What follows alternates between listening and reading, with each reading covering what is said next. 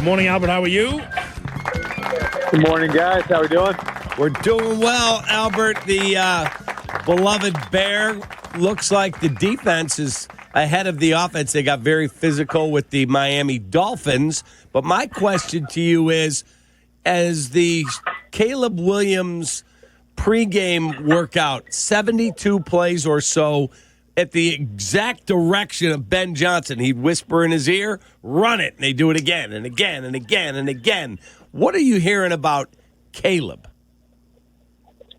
Well, I mean, I think they're getting to the point now where they're taking, what they did. And I think I told you guys, like, early in camp, it didn't look great.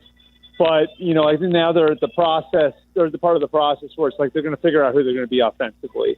And so, Ben's process is interesting, and it's a little bit different than the way some other coaches do it, but he wants to make it hard on them now, and there's an element of, like, let's just see what is too much for him, and, like, let's push him to the point where he breaks. And then, when we get closer to the season, we'll start to dial that back, and we'll work our way to a point where we can have an offense in place made up of the things that he does well. So that's been a process. And I would expect, like, that, you have that, like, part of it where, like, it doesn't look good early in camp, and that evolves into something that looks like way more coherent when you get to the third week of the preseason. So, I think they're getting there, and we'll see what it looks like. But, I think they are taking steps towards where they're going to be when the season opens in whatever it is, 3 or 4 weeks. You're covering the Atlanta Falcons and the Titans. I do have a question about the Titans with Cam Ward. I mean, how far behind are the Titans from being a contender as far as having difference-making cornerstone players? Yeah, I mean, they're being honest with themselves about where they are. I think, and this is not – look, like, they got a new GM. They rebuilt the front office.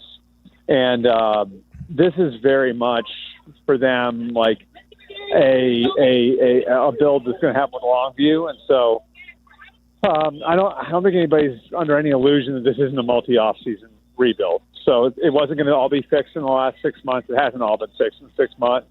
I think the key for them right now with Cam is just making sure that he knows he doesn't have to go out there and be Superman, because there are going to be games where they're playing from behind. There are going to be games where they can't run the ball. And so, in the name of his development, they want to make sure that, he knows that he can go out there and make the routine play. He can go out there and take the layups. And so there's a little bit of a challenge in that they're going to be bringing him along on the front end of the rebuild rather than jumping into something that's fully evolved. But it's also something that Brian Callahan was a part of in Cincinnati. When Joe Burrow was a young player. And it took them a couple off seasons to get there, but they eventually did. So I think Callahan's experience working with Joe, they've watched a lot of tape of Joe together, is going to help inform them on where they're going. In terms of the Green Bay Packers, they got their head kicked in the other day. I know it's preseason, but listening to Matt LaFleur, he talked about we got our ass kicked. We got a lot to clean up. I'm not big on this Packer team. I know others are. You saw them. Where are you on the Green Bay Packers? I think they're at a point now where they've drafted and developed a really good, well-balanced team. And they've got a lot of players in the second and third and fourth years of their career where there are big decisions coming on contracts for these guys. And they need a handful of those guys to go from good players to great players. So I'm talking about the young receivers. Like, is there a 1,200 or 1,300-yard receiver in that group? Whether it's Wicks or Reed or Watson when he gets back from the injury. Then on at tight end, can Tucker Kraft become one of the best tight ends in football? On the defensive line, do they have a 15-sack guy? Like, of the 4 first-round picks they got up front? There's just like a lot of those questions. That applies to the quarterback too. It's, can a handful of those guys go from good players to great players? I think that'll be the difference between them being, the 9, 10, 11 win type of team they've been the last couple of years versus a team that's really ready to take a step and challenge the Lions in the division. The next opponent in the preseason is Buffalo, and a lot of people believe that this has got to be get to the Super Bowl or win the Super Bowl or bust. So how much better are the Bills this year from last, do you think? Well, I agree with the sentiment that it's time for them to take that step, but I don't know if there's an or bust on it, just because when you got a quarterback like Josh Allen and he's still in his 20s, the window is going to be open a while longer. And I'd also say this, buddy, I think sort of extended their window by going through the reset they did, and this is really a different team than it was 3 or 4 years ago, where the foundation pieces are now young guys like Greg Rousseau. Ed Oliver's a little older, but he's still in that category.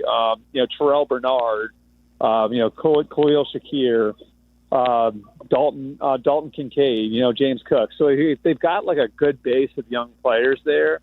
And we'll see. Like it's so tight at top of the AFC with Baltimore being there. Obviously, Kansas City. I think Houston's going to be in that mix. The Chargers and Broncos should be good.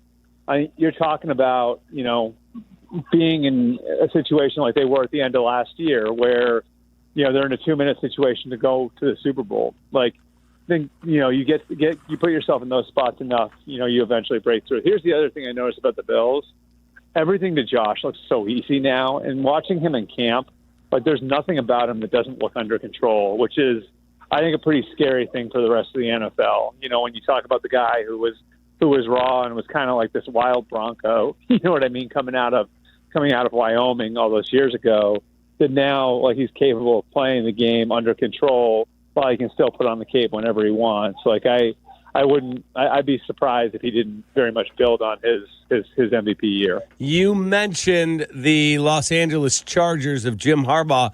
They lose Rashawn Slater for the year. He's a top 2 tackle on the left side. How massive a problem is that going to be for them? It's a huge loss.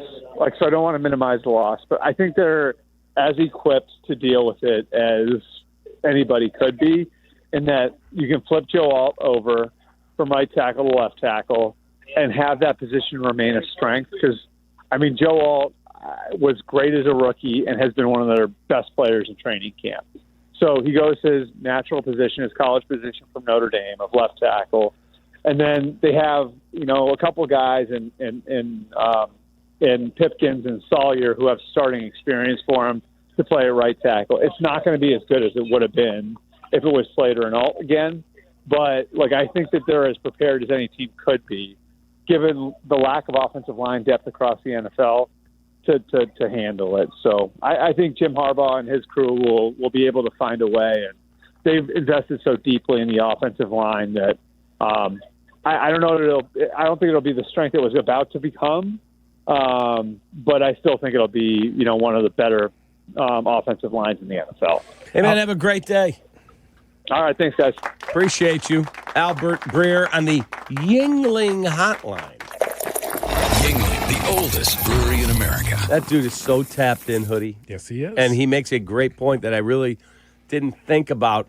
Joe Alt from the Notre Dame star, sliding over to left. Now, there'll be a little bit of a transition because he's been on the right, but he was a left tackle when he got drafted. Yeah. So if any team has a plug-and-play first-round top 7 pick that could slide in there, it's them.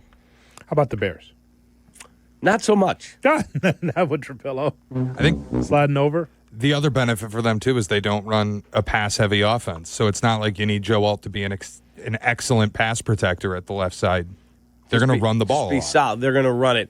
And I talked to someone yesterday who has been around that league for a long time, and I said, what do you think of Ozzie Trapillo? He said, I think he's a good player. He's not a left tackle. At this stage, he is not a left tackle. Braxton Jones will win the job by default. That's what he believed. He said, maybe someday, he said, but I think he's a right tackle. Well, you've already got Darnell right. Yes. All right, coming up, we will hear from Jesse Rogers.